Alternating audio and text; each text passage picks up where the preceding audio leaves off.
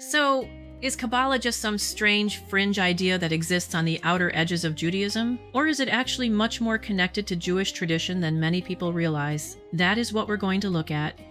And we're going to keep it simple. Let's start with the largest group. At 47.1%, we have the Jewish communities where Kabbalah has a very strong place. This includes Hasidic Jews, Chabad, Haredi communities, Yeshivish Judaism, modern Orthodox Judaism, religious Zionists, and traditional Sephardi and Mizrahi communities.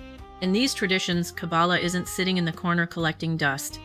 It has influenced prayer, spirituality, Jewish thought, and religious practice.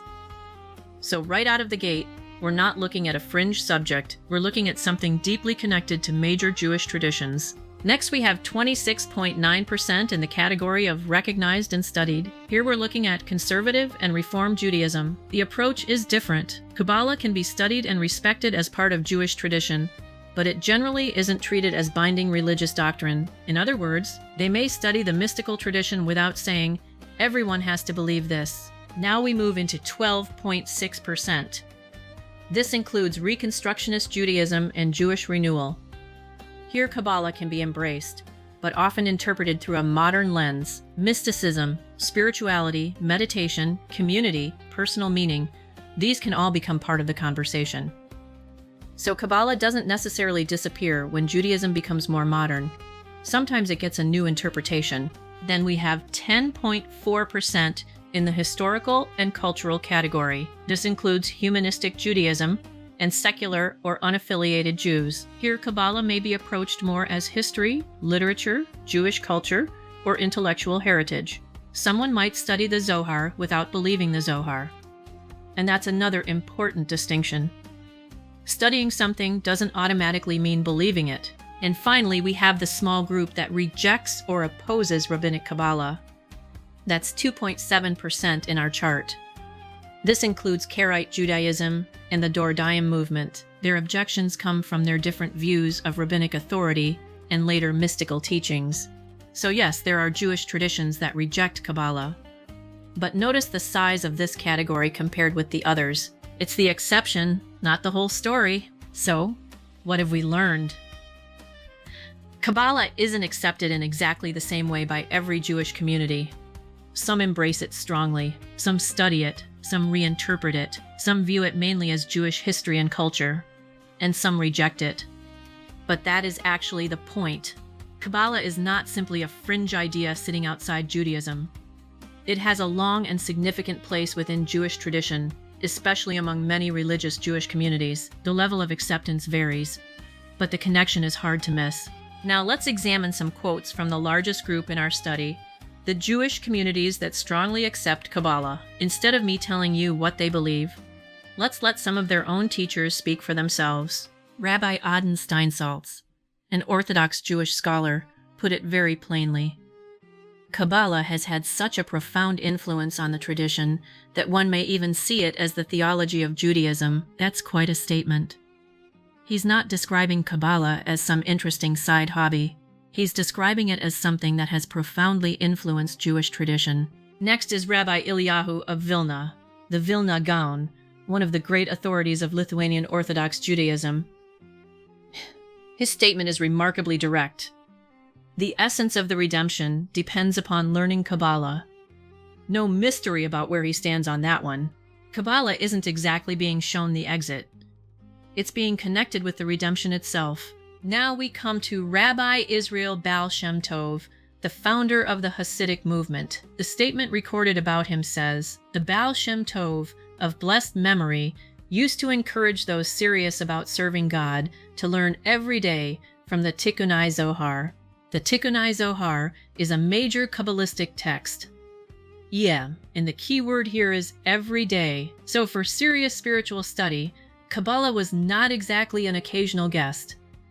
It was invited back tomorrow, and the day after that. Next is Rabbi Shner Zalman of Liadi, founder of Chabad Hasidism. His teaching says, "Every person, for the sake of the rectification of his precious divine soul, must occupy himself in the study of Torah at every level of pardes, basic, hinted, interpreted, secret, and that last word is important, secret. The mystical level isn't being treated as something outside Torah. It's presented as one of its levels. Now let's jump to a modern Chabad voice. Rabbi Tzvi Freeman, writer and scholar for Chabad.org, describes Kabbalah this way. Inside the body of Jewish practice breathes an inner wisdom, the soul of Judaism. We often call it Kabbalah, and he goes even further. Jewish practice and Kabbalah are one. That's about as direct as you can get. No detective work required. And finally, we have Rabbi Avraham Yitzchak Kook, commonly known as Rav Kook, the first chief rabbi of Palestine and a major figure in religious Zionist orthodoxy. He wrote, "True, beyond measure is the virtue of one who meditates upon the words of the living God in the Zohar and its attendant literature, or upon the words of the sages of truth, especially the clear writings of Rabbi Yitzchak Luria." That's a very strong endorsement of studying the Zohar and the writings of the first Kabbalists. So now we've heard directly from the teachers themselves, Orthodox scholars, the Vilna Gaon, the Baal Shem Tov, the founder of Chabad, a modern Chabad writer, and Rav Kook. Different people, different traditions. But one thing is very clear. Kabbalah is not some strange little belief hiding in the basement of Judaism. It has been embraced, studied, taught, and deeply integrated into major Jewish traditions. And that is exactly what our 5 categories were showing us. And as one final historical note, let's step outside the rabbinate for a moment. David Ben-Gurion was Israel's first prime minister. Ben-Gurion met with the great Kabbalist Rabbi Yehuda Leib Ashlag, known as Baal HaSulam, several times. Ben-Gurion wrote in his diary, "I wanted to talk to him about Kabbalah, and he wanted to talk to me about socialism." And later he wrote, "I view with tremendous importance the completion of the works of Rav Ashlag, Baal HaSulam." Now, to be fair, this does not prove that Ben-Gurion personally believed in Kabbalah, but it does show something interesting. Even Israel's first prime minister was taking the subject seriously enough to meet with one of its leading Kabbalists and discuss his work. Kabbalah clearly isn't a subject confined to the fringe of Jewish history. Now let's look at Israel's current prime minister, Benjamin Netanyahu. Netanyahu has publicly spoken about his family's connection to the Vilna Gaon, one of the most important figures in Lithuanian Jewish history, and here's why that matters to our study. The Vilna Gaon was not simply a Talmud scholar. He was also deeply involved in Kabbalah and wrote commentaries on major Kabbalistic works, including the Zohar. So we have Netanyahu identifying a family connection to one of Judaism's major Kabbalistic scholars. Now, that doesn't prove Netanyahu personally believes in Kabbalah, but it does show that Kabbalah is part of the religious tradition connected to his own family history. Next, we have Netanyahu's long-standing relationship with Chabad Lubavitch. Netanyahu met the Lubavitcher Rebbe, Rabbi Menachem Mendel Schneerson, back in 1984, and this wasn't just a one-time meeting. Netanyahu continued to visit the Rebbe and has spoken publicly about the influence of the Rebbe's teachings on him. In 2016, Netanyahu even said, "My wife and I are so glad to be here because we love Chabad." Now, Chabad is one of the strongest examples in our study of Jewish acceptance of Kabbalah. Kabbalistic teachings are deeply woven into Chabad thought and practice. So again, we're not saying Netanyahu is a Chabad member. We're simply showing a documented and long-standing personal connection between Israel's prime minister and one of Judaism's strongest Kabbalistic traditions. And finally, we have Rabbi Yitzchak Kaduri. Rabbi Kaduri was a highly respected Sephardi Haredi rabbi and a prominent Kabbalist. Netanyahu met with Rabbi Kaduri privately on several occasions, including a well-known meeting in 1997. So what does this tell us? Once again, we're not claiming that Netanyahu himself became a Kabbalist. We're showing that he maintained relationships with important religious figures who were deeply involved in Kabbalah.